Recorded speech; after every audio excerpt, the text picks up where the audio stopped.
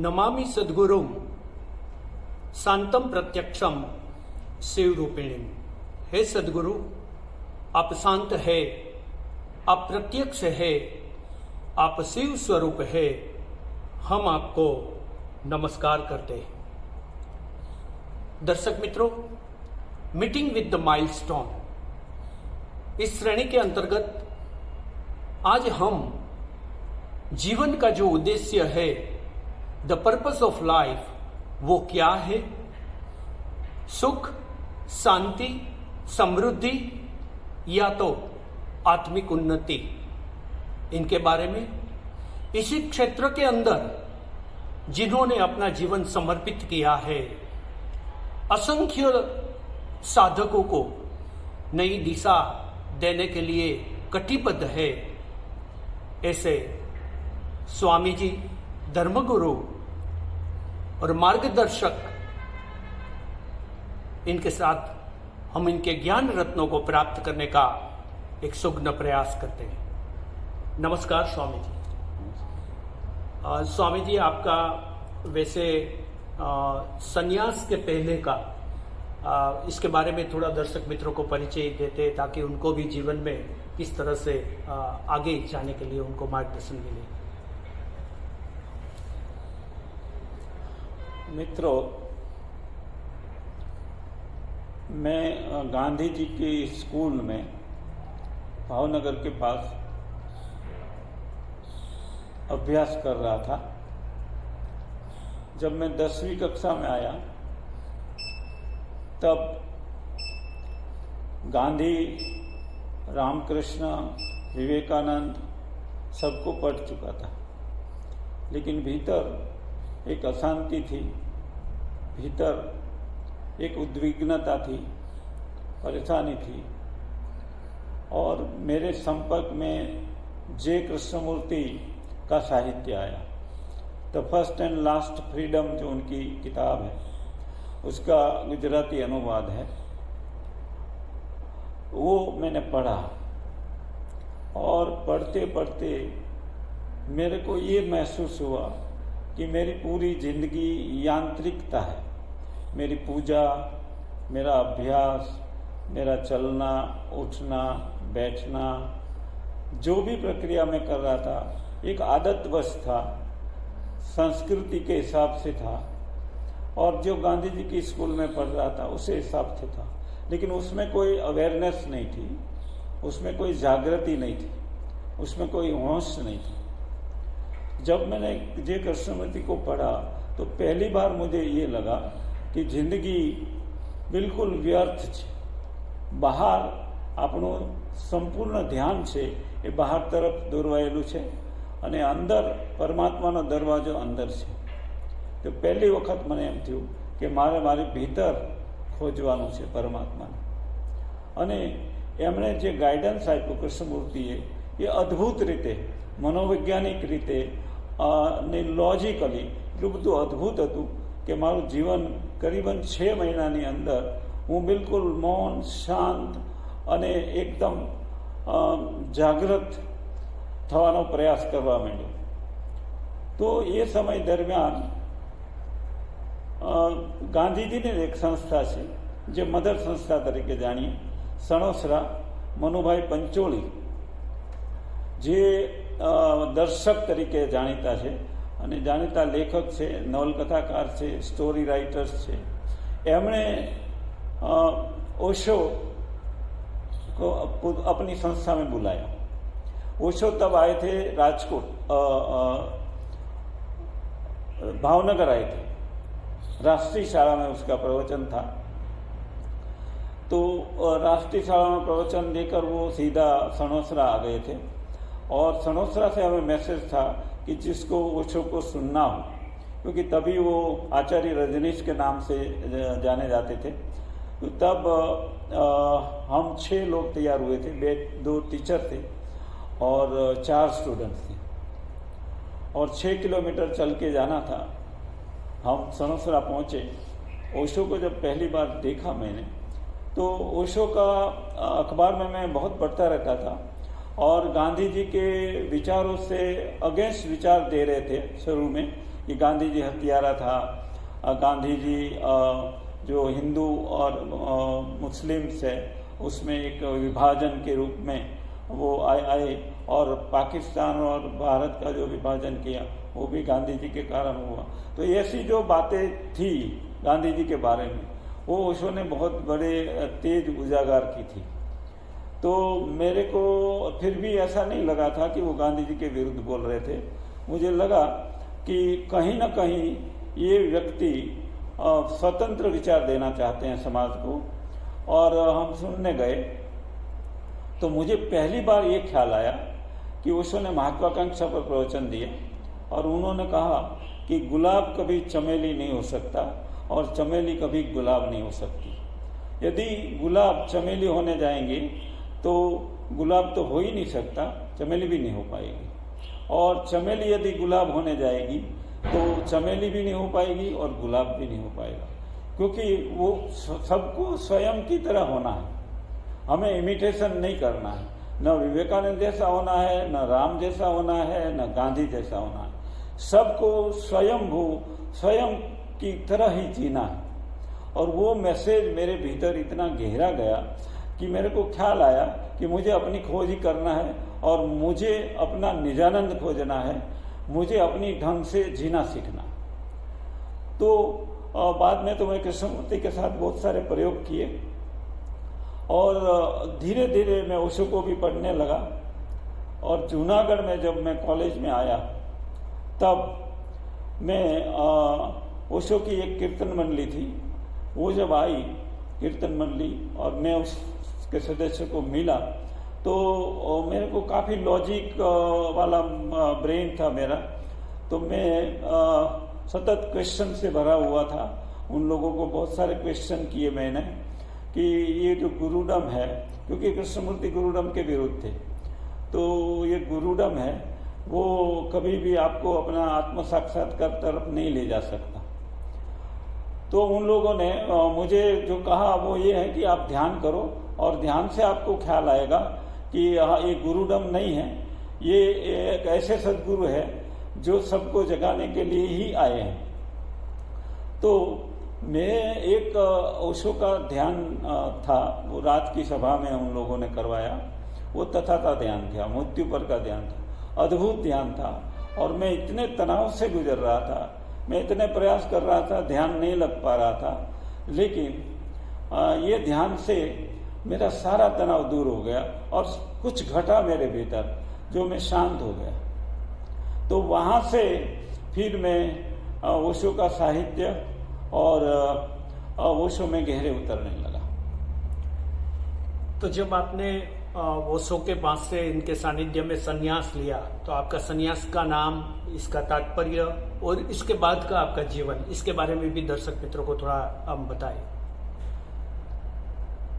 મિત્રો, જે રીતે હું ઓશોની અંદર ઉતરી રહ્યો હતો અને એના દ્વારા મારી અંદર ઉતરી રહ્યો હતો, એમાં મને ઘણો જ આનંદ અને શાંતિ મળવા માંડ્યા। એટલે હું દર ગુરુવારે ત્યાં ઓશોનું કેન્દ્ર ચાલતું હતું જૂનાગઢની અંદર, ત્યાં હું એમને સાંભળવા જતો।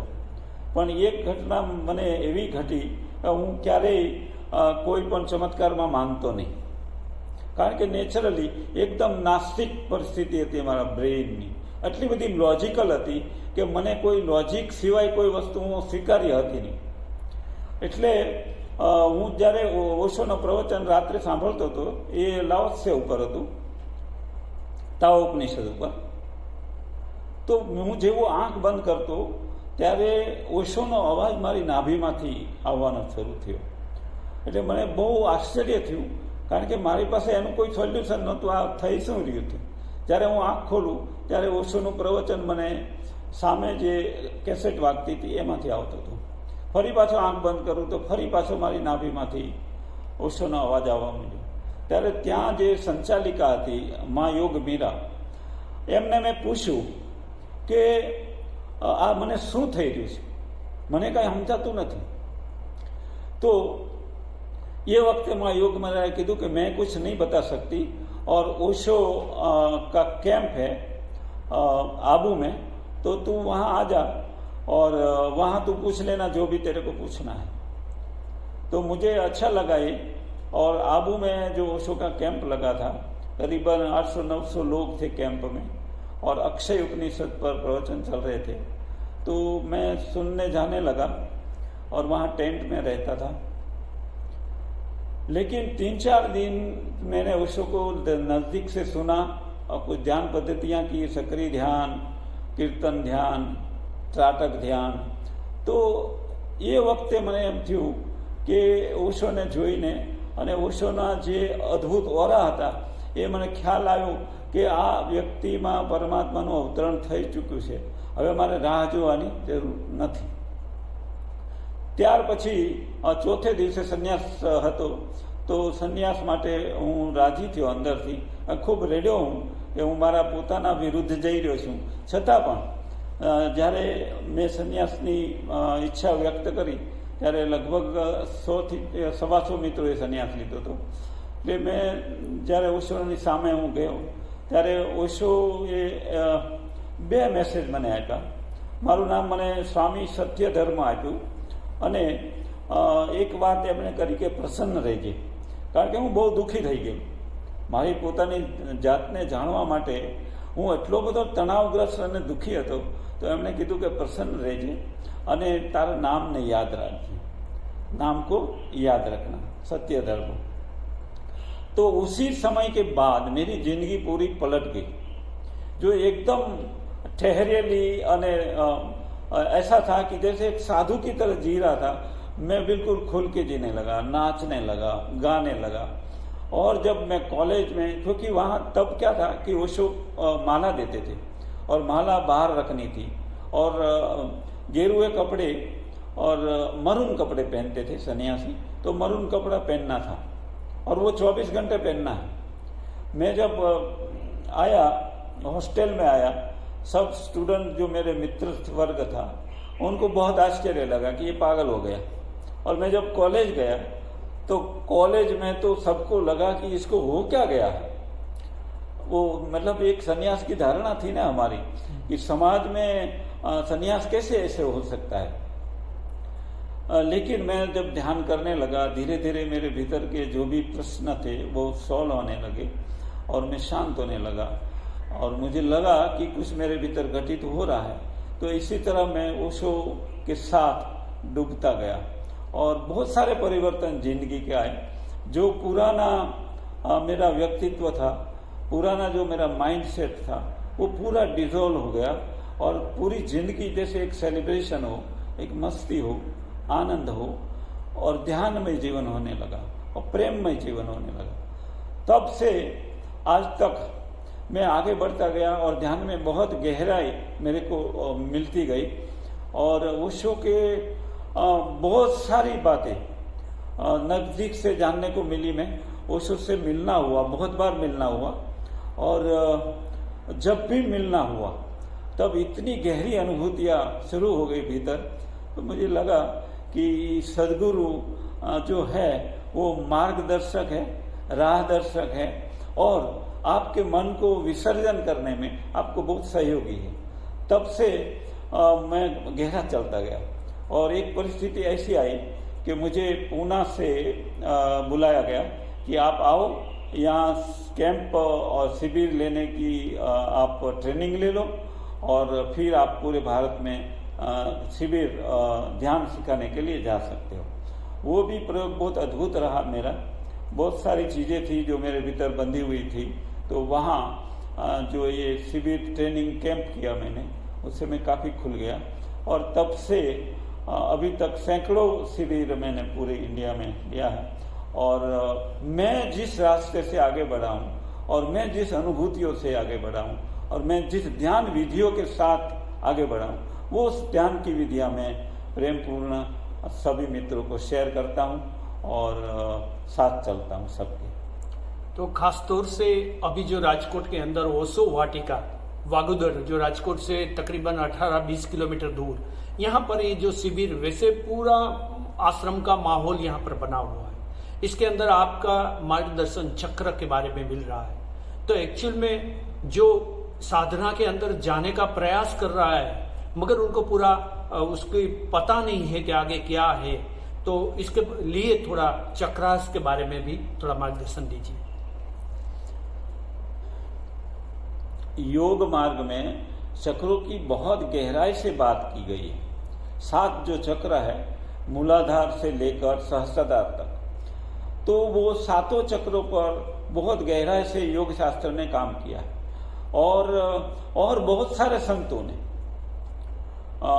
चक्रों पर बात कही है, लेकिन 7 चक्रों की जो बात कही है वो पर्टिकुलरली योगा, क्योंकि योगा जो है वो बहुत साइंटिफिक रास्ता है। और ओशो ने करीबन 100 लेक्चर दिए हैं पतंजलि के सूत्रों पर, द अल्फा एंड ओमेगा। तो वो उसमें उन्होंने बहुत गहराई से ये सारी चीजें समझाई है। तो 7 चक्रों का जो अभी हम कैंप ले रहे हैं उसमें ओशो के 7 चक्रों के बारे में जहाँ जहाँ प्रवचन है वो यहाँ दे रहे हैं। और ओशो की विधियाँ जो 7 चक्रों पर विधियाँ विकसित की हैं उसी विधियों के साथ हम चल के साधकों को मार्गदर्शित हो रहे हैं और बहुत अद्भुत परिणाम मिल रहे हैं, बहुत अद्भुत परिणाम मिल रहे हैं। ओशो के जो 7 चक्र है उसमें खास करके 2 चीजों हेल्पफुल हो सकती है चक्रों को जागरण करने में, क्योंकि हमारे 2 चक्र है वो सक्रिय है, मूलाधार और नाभि केंद्र सक्रिय है, जो एक काम का केंद्र है और एक मृत्यु का केंद्र है, एक जन्म का केंद्र है, एक मृत्यु का केंद्र है। लेकिन ओशो का कहना है कि ये दोनों चक्रों को समाज ने इतना विकृत कर दिया है कि वो दोनों चक्रों का बैलेंस होना जरूरी है, नॉर्मल होना जरूरी है। और इसके लिए उन्होंने जो साउंड की, ध्वनि की प्रयोग किया वो अद्भुत है, क्योंकि योगा में सभी चक्रों का ध्वनि अलग अलग है। लेकिन ओशो ने एक जो महाध्वनि है ओमकार, उसका प्रयोग किया और सभी चक्रों पर, 7 चक्रों पर, तो उसको उन्होंने चक्र ध्वनि अथवा तो चक्र साउंड ध्यान ऐसा नाम दिया है। दूसरा ध्यान बहुत महत्व का है, उसी से रिलेटेड है, वो है चक्र ब्रीथिंग, जिसमें आपको 7 चक्रों पर ब्रीथिंग करना है, श्वास को फेंकना है तेज, एक एक चक्रों पर और 7 चक्रों। तो वो अभी बहुत अद्भुत ध्यान, लेकिन उसमें आपकी बहुत सारी स्टेमिना चाहिए, बहुत सारी ऊर्जा चाहिए और उसके भी परिणाम बहुत अद्भुत हुए।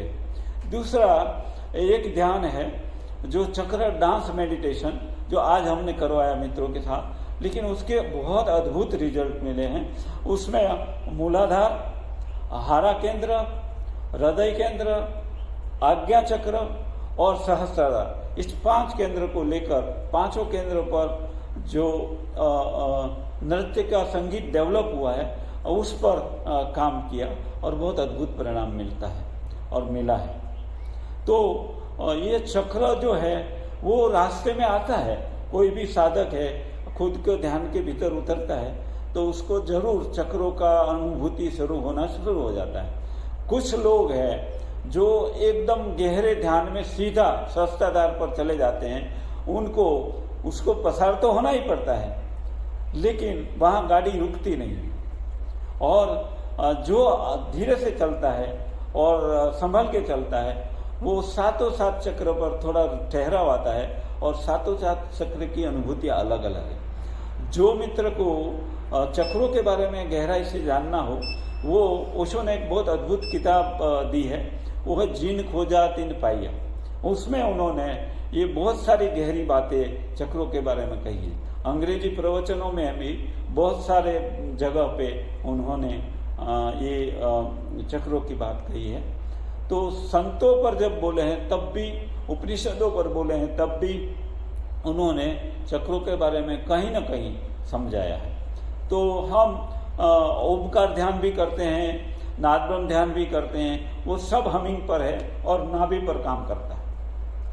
तो वैसे स्वामी जी जब चक्रास है वो क्लीनिंग होते हैं और इसके बाद हम आगे जाते हैं तो इनका जो हमारे ऊपर क्या प्रभाव रहता है, क्या इनके बेनिफिट्स मिलते हैं लाइफ के अंदर, इनके बारे में भी थोड़ा मार्गदर्शन दीजिए। एक एक चक्र की जो जागृति होने लगती है तो उसकी अनुभूतियां अलग अलग है। जैसे मूलाधार चक्र जागृत होता है और मूलाधार से उठकर ऊर्जा सहस्त्राधार की तरफ आगे बढ़ने लगती है, तो दूसरा जो चक्र आता है वो हारा चक्र आता है। तो मूलाधार में पहली बार जब मूलाधार की ऊर्जा ऊपर उठने लगती है तो पहली बार आपको ब्रह्मचर्य की अनुभूति होती है। पहली बार आपको कुछ आपको लगेगा कि काम वासना में मैं इतना लीन रहता था और अभी ऐसा महसूस हो रहा है कि काम वासना है ही नहीं। तो ये पहले चक्र की अनुभूति है जब ऊर्ध्वगमन होने लगता है तब। दूसरा चक्र जो है वो हारा केंद्र है, स्वाधिष्ठान है। वहां जब ऊर्जा आती है और स्वाधिष्ठान खिलने लगता है तो पहली बार आपको अभय की उपलब्धि होती है और जो मृत्यु का डर है वो खत्म हो जाता है। और उसमें आप जितने गहरे उतरेंगे उसमें आपको ये महसूस होता है कि आपका शरीर है वो डेथ में, मृत्यु में जलन होते वक्त बॉडी की जो सुगंध आती है, गंध आती है, वो गंध आपका शरीर में आनी शुरू हो जाती है और आपका बायोलॉजिकल बॉडी है वो परिवर्तित होके ध्यानमय शरीर होना शुरू हो जाता है। फिर जब आपकी ऊर्जा है तीसरे चक्र पर आती है जिसको मणिपुर बोलते हैं, उसमें आपको गहन बैलेंस की अनुभूति होती है जो हम जिंदगी में आमतौर पे एक्सट्रीम पर घूमते रहते हैं। तो जब तीसरे चक्र पर ऊर्जा आती है तो वहाँ बैलेंस हो जाता है। और चौथे चक्र जो हृदय चक्र है वहाँ जब ऊर्जा आती है तो प्रेम की पहली बार अनुभूति होती है। अभी तक हमने जो प्रेम की महसूस किया वो बायोलॉजिकल प्रेम है, वो हमारे कुटुंब के प्रति, हमारे बच्चों के प्रति, हमारे फैमिली के प्रति या मित्रों के प्रति जो प्रेम है वो, लेकिन वो बायोलॉजिकल है। पहली बार जब आपकी ऊर्ध्वगमित ऊर्जा होकर हृदय पर आती है तो पहली बार शुद्ध प्रेम की अनुभूति होती है और वो प्रेम सिर्फ मनुष्य के साथ नहीं समग्र अस्तित्व के साथ फैलने लगता है। आपको वृक्ष, पशु, पंछी, समग्र अस्तित्व, झाड़, पान, पहाड़, नदियाँ, सूर्य, चंद्र, समग्र अस्तित्व के प्रति एक लयबद्धता, एक प्रेम जागरण होता है और आपके भीतर जितनी कलाएं हैं वो सब जागना शुरू हो जाती है। काव्य है, नृत्य है, पेंटिंग्स है, स्टेच्यूज है, तो ऐसी चीजें, संगीत है, ऐसी चीजें प्रकट होना शुरू हो जाती है। तो वो आपकी हृदय कमल जब खिलने शुरू हो जाता है तब, और वो ऊर्जा जब विशुद्ध चक्र पर आती है, पांचवें चक्र पर आती है, तो आपकी वाणी शुद्ध हो जाती है और आपकी वाणी सीधी हो जाती है, सत्य की अभिव्यक्ति के लिए तैयार हो जाती है। जो है वो आप सीधा अभिव्यक्त कर सकते हैं। आपको किसी का डर नहीं, आप किसी को बचाव नहीं करेंगे, लेकिन जैसा है वैसा आप उसको लोगों तक पहुंचाएंगे। तो वो विशुद्ध चक्र की अनुभूति है। और विशुद्ध चक्र से ऊर्जा जब ऊपर उठती है, आज्ञा चक्र पर आती है, तो आप प्रकाश से भर जाते हैं। आज्ञा चक्र है वो अद्भुत पड़ाव है। वो आदमी अपने ही प्रकाश में जीना शुरू कर देता है। उस आदमी के भीतर एक अद्भुत प्रकार का सौंदर्य पैदा होता है और एक प्रज्ञा पैदा होती है जो जनरली, जिसको हम ज्ञान कहते हैं, वो शाब्दिक ज्ञान है, वो आपकी स्मृतियों का ज्ञान है। लेकिन जब आज्ञा चक्र खुलता है तो आपके भीतर प्रज्ञा प्रकट होती है, आपके भीतर नई अंडरस्टैंडिंग पैदा होती है और हर चीज के प्रति आपका जो आयाम है, आपका जो डायमेंशन है, वो पूरा बदल जाता है और आपका जिंदगी पूरी बदल जाती है। आज्ञा चक्र पर आते ही सारी आपकी जो वासनाएं हैं, सारी जो महत्वाकांक्षाएं हैं, सब रूपांतरित हो जाती है, सब डिसॉल्व हो जाती है। पहली बार आपको मुक्ति का अनुभव होता है। तो ये आज्ञा चक्र की अनुभूति है। आज्ञा चक्र में आपकी सारी वासनाएं जल जाती है, इसलिए उसका नाम आज्ञा चक्र है, शिव नेत्र है। और शिव नेत्र से उठकर जब ऊर्जा सातवें चक्र पर आती है तो वो परम मुक्ति का अनुभव है। वो आपका जो बुद्धाहूढ़ है, आपका जो बुद्धत्व है, वो सातवें चक्र पर प्रकट होता है। उसकी अनुभूतियां जिन बुद्ध पुरुषों ने वर्णन किया है, ओशो ने कहा, तो योग में भी कहा है कि वो जो निर्बीज समाधि है वहाँ प्रकट होती है और वहाँ हजारों हजारों सूर्यों का प्रकाश प्रकट हो जाता है और आप पूरे अस्तित्व के साथ, पूरे ब्रह्मांड के साथ लयबद्ध हो जाते हो। वहाँ आप खो जाते हो हमेशा के लिए, और परम तत्व आपके भीतर विलसने लगता है। तो ये अनुभूति 7वें चक्र की है। तो ये प्रगति है वो साधना में धीरे धीरे ओशो द्वारा गाइडेंस होकर सभी सन्यासी मित्र और सभी साधक मित्र इसमें आगे बढ़ रहे हैं। और मेरा ख्याल है हजारों सन्यासी, हजारों साधक इस मार्ग से अपनी जिंदगी की मस्ती ले रहे हैं, अपनी जिंदगी को उत्सवमयी बना रहे हैं, अपनी जिंदगी को ध्यानमयी बना रहे हैं, और जिंदगी की जो बाहर की संसार जिसको हम कहते हैं, जहाँ सुख और दुख के सिवा और कुछ मिल नहीं रहा, हमने वही संस्कार इकट्ठे किए हैं, वही स्मृतियाँ इकट्ठी किए हैं, वही अनुभव इकट्ठे किए हैं, लेकिन जैसे जागने लगते हैं ये सब विसर्जित होने लगता है और एक स्पॉन्टेनियस लाइफ शुरू होती है, जहाँ आप क्षण क्षण जीने लगते हैं। आप स्मृतियों से नहीं जीते हैं, आप फिर अनुभवों से नहीं जीते हैं, लेकिन आप एक स्पॉन्टेनियस जीने लगते हैं, जैसे पूरा अस्तित्व बह रहा है, ऐसे आप जिंदगी के जो प्रवाह है उसमें जागृति पूर्वक बहने लगते हैं। तो वैसे दर्शक मित्रों, आनंद हमार जाति, उत्सव हमारा गोत्र, खरेखर जीवन છે એની અંદર આનંદ આવે, પ્રસન્નતા આવે અને જીવન ઉત્સવમય બની જાય, એના માટે થઈ અને સાધક હોવું એટલે ઉદાસીન હોવું, સાધક હોવું એટલે સર્વ ક્ષેત્રોમાંથી આપણે ત્યાગ કરી દેવો એ નહીં, પરંતુ જ્યાં છીએ ત્યાં સમગ્ર અસ્તિત્વને સ્વીકારી અને એમાં આપણું સર્વસ્વનો સમર્પિત કરવું, એ જ વાસ્તવની અંદર સાધના, એ જ વાસ્તવની અંદર ઉદ્દેશ્ય છે। तो स्वामी जी यहाँ पर जो अभी युवा वर्ग है कि वो वैसे उनको क्या करना है वो पता नहीं है, वो अपना जीवन का जो उद्देश्य है या तो साधना है या तो सुख है, इसके पीछे भागा जा रहा है। तो एक वैसे जैसा जो यूथ है उनके लिए कुछ मैसेज हम देना चाहते हैं। आप हैरान होंगे जो इस युग में 21वीं सदी में 3 बुद्ध पुरुष हुए जो अद्भुत पूरी पृथ्वी को, मनुष्य जाति को हिला दिया है। इसमें एक है जॉर्ज गुरजेफ जो रसिया में हुए, जय कृष्णमूर्ति जो साउथ इंडियंस हैं, साउथ इंडिया में बर्थ हुआ, और ओशो और भगवान रजनीश भी बोलते हैं, और ओशो। तो ये 3 बुद्ध पुरुष है, लेकिन तीनों का जो मैसेज है, आप जहां है वहां से ही यात्रा करनी है। तो सभी युवा वर्ग को मैं ये कहना चाहता हूं कि आपके जीवन में जिस दिन से ध्यान की यात्रा शुरू होगी, उसी दिन से आपका जीवन एक आनंदमय और क्रिएटिव, सृजनात्मक होना शुरू हो जाएगा। जहां तक वो जीवन नहीं है हमारी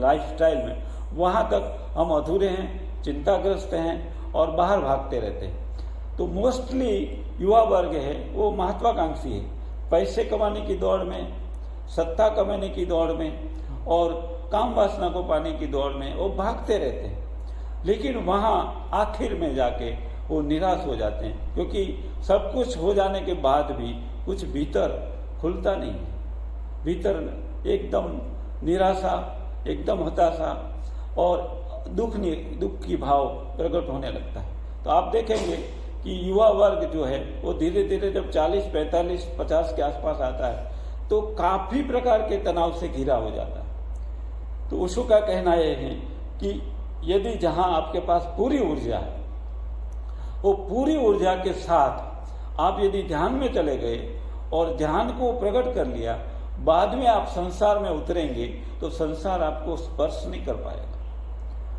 वो सबसे बड़ा अद्भुत बात है कि यदि आपने होशपूर्वक जीना शुरू किया, ओशो मना नहीं कर रहे, ओशो कह रहे हैं आप स्त्री के साथ, स्त्री पुरुष के साथ रह सकते हैं, लेकिन ध्यानपूर्ण।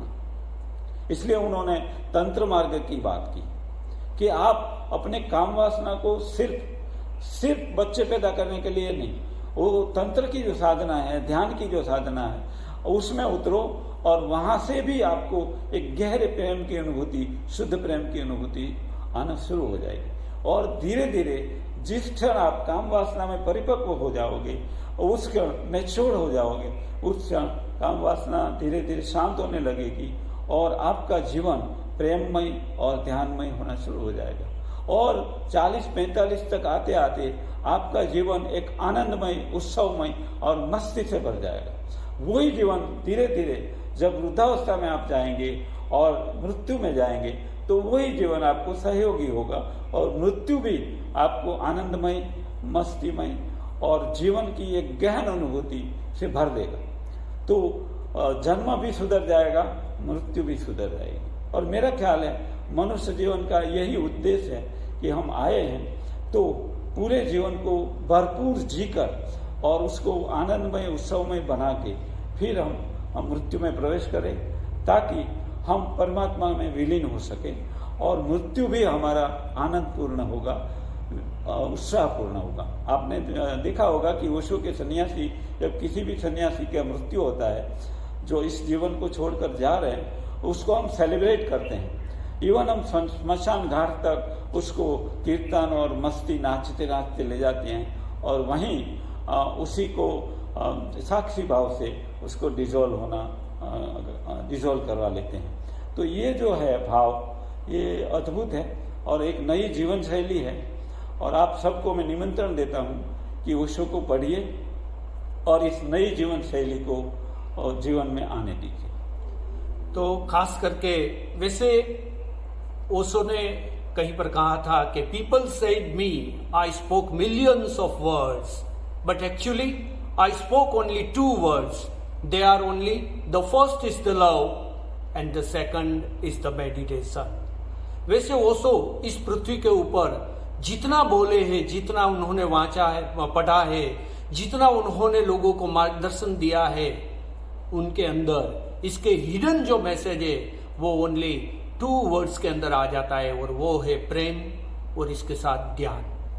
तो मित्रों, धर्म हमें उदासीनता नहीं सिखाता, कुछ त्याग करना नहीं सिखाता, मगर जो है उसका सहर्ष स्वीकार करना सिखाता है। तो इसीलिए वैसे बहुत सी मान्यताएं हैं स्वामी जी ओशो के साथ जुड़ी हुई, जिनके हिसाब से जब नाम लेते हैं ओशो का तो लोग पहले सुनने के बजाय वहां से वो चलना शुरू कर देते या तो काउंटर क्वेश्चन कर लेते। तो आपके जीवन में भी ऐसे प्रश्न आए होंगे, तो इनके बारे में भी थोड़ा मार्गदर्शन दीजिए। ओशो पहले ऐसे बुद्ध पुरुष है जिन्होंने सभी बुद्ध पुरुषों पर बोले। सही। सभी विधियां, इस पृथ्वी पर जितनी ध्यान की विधियां डेवलप हुई है उस पर बोले हैं। सभी थेरापी जो वेस्टर्न कंट्री में डेवलप हुई है उस पर बोले हैं और उसको प्रैक्टिकली साधकों के जीवन में प्रयोग करवाया। सबसे बड़ी महत्व की बात थी काम वासना। जो पुराने धर्म थे, पुराने संप्रदाय थे, वो सब काम वासना को घृणा करते थे, काम वासना को कंट्रोल करने की बात करते थे, दबाने की बात करते थे। लेकिन ओशो ने काम वासना को सहर्ष स्वीकार करके उससे जागृति पूर्वक गुजरने को बोला। और वो अनुभूतियां, मैं अपने जीवन की बात करूं तो अद्भुत है। मैं तो सोच भी नहीं सकता कि इस तरह से जिंदगी में जैसे सांप केंचुआ छोड़ देता है, अपनी ऊपर की जो छाल है वो छोड़ देता है, ऐसे आपके जीवन से काम वासना कब तिरोहित हो जाती है वो पता भी नहीं लगता। लेकिन कभी जब आप उससे रास्ते से गुजरो तो ओशो की एक बहुत पॉपुलर किताब हुई जो लोगों के लिए थोड़ा प्रश्न बन गई, वो है संभोग से समाधि की ओर। उसने जब प्रवचन दिए तब उन पर काफी कीचड़ उछाला गया। कुछ मित्रों ने चप्पल भी फेंके उसके ऊपर। एक मित्र तो अहमदाबाद में बंदूक लेकर उसके सामने आ गया था। लेकिन इन सब के स्वीकार करके, क्योंकि वो बाद में सन्यासी हो गया, वही आदमी जो ओशो को मारने आया था, तो ओशो का एक ही मैसेज था कि भाई तुम्हारे जीवन में तुमने जिसे भोजन को स्वीकार किया वो नेचुरल है, ऐसे तुम काम को भी स्वीकार करो, वो नेचुरल प्रकृति दत्त आया है तुम्हारे भीतर। लेकिन वहां ठहरना नहीं है, वहां से आगे बढ़ना है, वहां से ऊपर उठना है। और ऊपर जो मैंने 7 आपको द्वार किए, 6 द्वार, वो द्वार अपनी ढंग से अद्भुत है और उससे आप गुजरोगे तब ख्याल आएगा कि जिंदगी हम जिसकी चाहते हैं इतना नहीं है। जिंदगी, ओशो का कहना है कि 7 मंजिला मकान है उसमें हम सिर्फ बाहर के फ्लोर पर जीकर चले जाते हैं। कभी भी हमने भीतर के जो 7 मंजिल है उसको हमने कभी अनुभूति नहीं की। तो जिंदगी को हम बिल्कुल लॉबी में से गुजर जाते हैं, और वही हमारा काम वासना का जीवन है, वही हमारा बाहर का जीवन है। तो साधना में यदि आप गहरे जाएंगे तो आपको ये पहली अनुभूति होगी कि आप परमात्मा का बीज रूप है। परमात्मा बाहर नहीं है। ओशो ने, कृष्णमूर्ति ने, गुरुजी अपने यही बात की कि परमात्मा बाहर नहीं है, बाहर मत खोजो। परमात्मा आपके भीतर विराजमान है, लेकिन बीज रूप है। वो बीज को आप कैसे प्रकट करेंगे, और उसके लिए ओशो ने सारी विधियां दी है कि उस बीज को प्रकट करो। और बड़ के बीज कितना छोटा होता है, इतना छोटा होता है। तो वो बीज जब प्रकट होता है तब विराट वृक्ष हो जाते हैं, और उसकी छाया में हजारों पंछी भोजन लेते हैं और हजारों पंछी विश्राम करते हैं। तो ये क्षमता है हर इंसान की। हर इंसान, जितने साधु संत हुए हैं, हजारों साधु संत और हजारों लोगों को उन्होंने प्रेम और मस्ती देकर चले गए हैं। तो ये कह रहे हैं, वो सब कह रहे हैं कि यदि आपको बांटना ही है तो ध्यान को बांटो, प्रेम को बांटो। जो आपके भीतर है उसको पहले भीतर से आने दो और फिर उसको शेयर करो, सब भीतर को बांटो। ये रास्ता है। सही है। तो स्वामी जी, ऐसे आपने इतने सैकड़ों शिविर के अंदर शिविरार्थियों को मार्गदर्शन दिया है, तो ऐसे कोई अनुभव के जो शिविरार्थी पहले आया है और इसके बाद इसका जीवन का रूपांतरण होता है, तो वो प्रेरणा के रूप में ऐसे कोई एग्जाम्पल दीजिए। करीब करीब जितने भी मित्र आते हैं 99% ऐसा समझो आप, ध्यान की किसी न किसी विधि में ध्यान की एक गहरी अनुभूति वो लेकर जाते हैं। और पहली बार उनको विश्वास आता है, श्रद्धा आती है अपने पर कि मन शांत हो सकता है, मन आनंदित हो सकता है, मन विश्राम पूर्ण हो सकता है।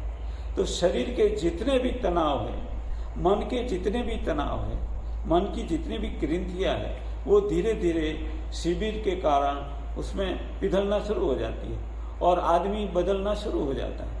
और जो आदमी बदलना शुरू हो जाता है तो उनको डर लगता है, क्योंकि समाज से टूट जाएगा, इसलिए वो थोड़ा संकुचित हो जाता है। लेकिन जिस आदमी के भीतर आत्मा प्रकट हुई है, जिस आदमी के भीतर इतना साहस प्रकट हुआ है, वो आदमी फिर रोकेगा नहीं। बहुत बार मैंने ऐसे देखा है कि एक बार भी शिविर में आ गया तो बाद में उसको उसका समाज कितना भी समझाए, उसकी फैमिली कितनी भी समझाए, लेकिन फिर वो रुकता नहीं, अपने भीतर से बदलना शुरू हो जाता है। तो ओशो के प्रवचन से, ओशो के ऑडियो वीडियो प्रवचन से और ध्यान पद्धतियों से आदमी धीरे धीरे धीरे रूपांतरित होना शुरू हो जाता है। और आज most of the people are reading the Osho.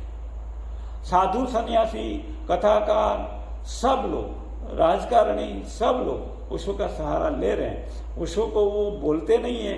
इसका कारण क्या है कि समाज जिस धारणाओं से बंधा है, उस समाज की धारणाओं को तोड़ना उसके साहस की काम नहीं है, उसके बस के बात नहीं है। इसलिए वो अपने को बचा लेते हैं। बाकी आज पूरे समाज में ओशो का एक जो प्रज्ञा देकर गए हैं वो व्यापित होने लगी है। सब जगह जो रूपांतरण होने लगा है वो ओशो के हिसाब से चल रहा है।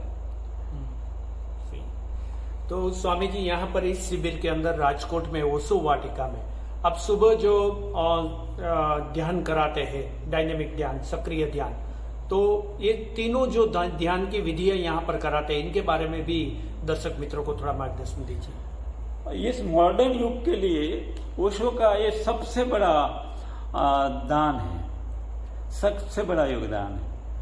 उन्होंने सक्रिय ध्यान की जो विधि दी है वो अद्भुत विधि है। वो सक्रिय ध्यान की विधि है, वो पूरे शरीर, श्वास, मन और भाव चारों तल पर काम करती है।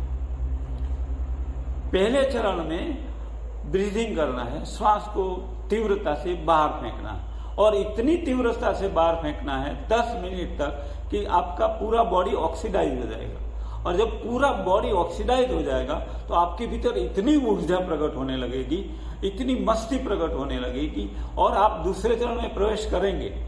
दूसरा चरण है आपके भीतर जितना नेगेटिव इमोशंस है वो सब रिलीज करना।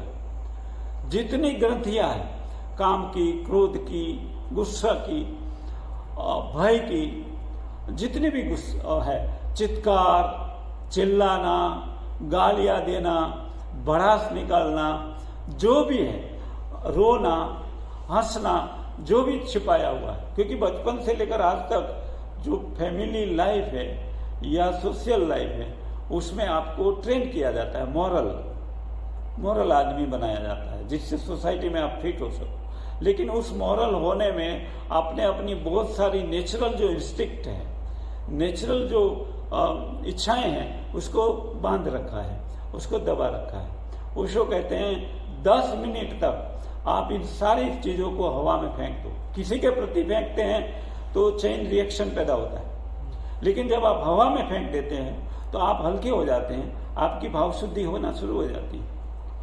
और तीसरा जो चरण है उसमें हु की चौट करते हैं। जो ओम है वो माइल्ड है और आज स्पीड का युग है, उसमें ओम का इतने तीव्रता से असर नहीं हो पा रहा था, तो ओशो ने सूफियों का जो मंत्र है अल्लाह, उसमें से उन्होंने हु ले लिया। वो सूफियों के साथ कनेक्टेड है लेकिन इस्लाम के साथ कोई कनेक्शन नहीं है। हु शब्द HOO हु, और हु को इतनी तीव्रता से रिपीट करना है, नाभि पर चोट करनी है कि आपके भीतर जो सुषुप्त ऊर्जा है। ओशो ने कहा कि एक अणु में, वैज्ञानिक जब विस्फोट करता है अणु का, तो कितना महा डिस्ट्रक्शन होता है, एक अणु में इतनी ताकत। तो ओशो ने कहा आपके भीतर आत्मा का जो एक अणु है उसमें इतनी विराट ताकत है, लेकिन उसको फोड़ना जरूरी है, उसको तोड़ना जरूरी है, उसको जागृत करना जरूरी है। और ये हु की चोट से आपके भीतर वो जो सुषुप्त ऊर्जा आपके नाभि के आसपास और मूलाधार के पास पड़ी है, वो ऊर्जा आपको जागृत होना शुरू हो जाती है, उठना शुरू हो जाती है, और ये विचार शुद्धि करती है, आपके अहंकार पर सीधा असर करती है और आपका अहंकार विसर्जित होना शुरू हो जाता है। तो ये 3 चरण जो है वो तैयारी के चरण है, और चौथा चरण जो है वो ध्यान का है, उसमें स्टॉप आता है। तो आप जिस मुद्रा में है उसी मुद्रा में शरीर को मूर्तिवत ठहर जाना है, और भीतर आपको होश और साक्षी भाव प्रकट कर लेना है। आपको भीतर देखना है, आंखें बंद करके अपने शरीर को, श्वास को और मन की तरंगों को पकड़ते जाना है, देखते जाना है। नो जजिंग, नो बायस, ओनली वॉचिंग। उस वॉचिंग से आपके भीतर एक गहन शांति, परम मौन और मस्ती प्रकट होती है। वो मस्ती को फिर ओशो ने कहा अपने तक सीमित मत रखो, उसको बांटो।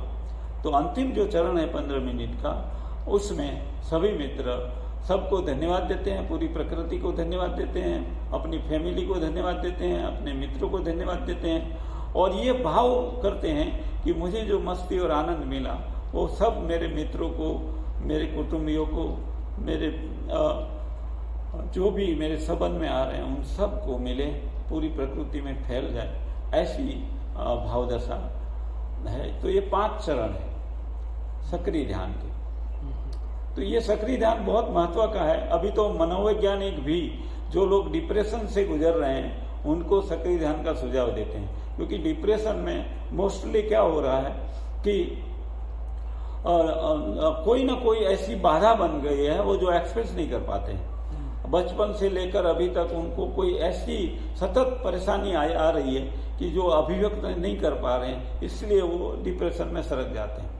अपने को अभिव्यक्त नहीं कर सकते हैं इसलिए वो डिप्रेशन में सरक जाते हैं। तो ये सक्रिय ध्यान है, उसको बहुत हेल्पफुल होता है। और बहुत किस्से मेरे को पता है कि एक मित्र राजसमंद में मेरे कैंप में आए थे, वो 22 टेबलेट लेते थे डिप्रेशन की, और ही वो जस्ट इतना भयानक स्थिति में थे, और जब सक्रिय ध्यान किया उन्होंने तो टेबलेट छूट गई और he is become a healthy human being now. तो ऐसे बहुत सारे मित्र है बहुत सारे साधक जिसको इससे निकल आए हैं, वो परेशानियों से निकल आए हैं। तो ये बेसिक ध्यान ओशो ने कहा है। तो ओशो की जो ध्यान पद्धतियां है उसको हम दो में विभाजित कर सकते हैं। एक सक्रिय विधियां हैं जिसमें आपको शारीरिक रूप से कुछ करना है, शारीरिक रूप से मेहनत करनी है और सखत मेहनत करनी है। और दूसरी विधियां हैं जो आपको शांत बैठकर करना है, नाद ब्रह्म है, विपस्सना है, चक्र साउंड है, वो सब विधियां हैं, वो शांत विधियां हैं। तो ओशो का एक ध्यान योग करके किताब है, उन्होंने तो सारी विधियां उन्होंने उसमें दी है। करीबन ओशो ने 21 विधियां नई जो अभी तक विधियां डेवलप हुई थी विश्व में सारे धर्म के द्वारा, धर्म गुरुओं के द्वारा, वो सारी विधियों के साथ ओशो ने अपनी 21 विधियां दी है। उसके म्यूजिक अद्भुत है। ओशो ने अपने सामने बैठकर वो म्यूजिक को प्रकट किया है। तो वो विधियां धीरे धीरे आप जब कैंप में आएंगे या आप पढ़ेंगे ओशो को और धीरे धीरे अपने जीवन को बदलना चाहेंगे तो आप विधियों के द्वारा आप बदल सकते हैं। सबको मेरे प्रणाम। बहुत बहुत आपका शुक्रिया। શબ્દોની પાસે કેટલી આશા, આભાર એ તો અંતરની ભાષા।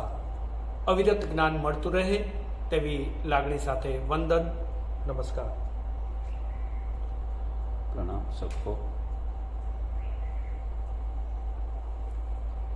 સરસ, ઘણું સરસ થઈ ગયું। નોન સ્ટોપ અને 45 મિનિટનું લાઈવ ઘણું સારું કહેવાય।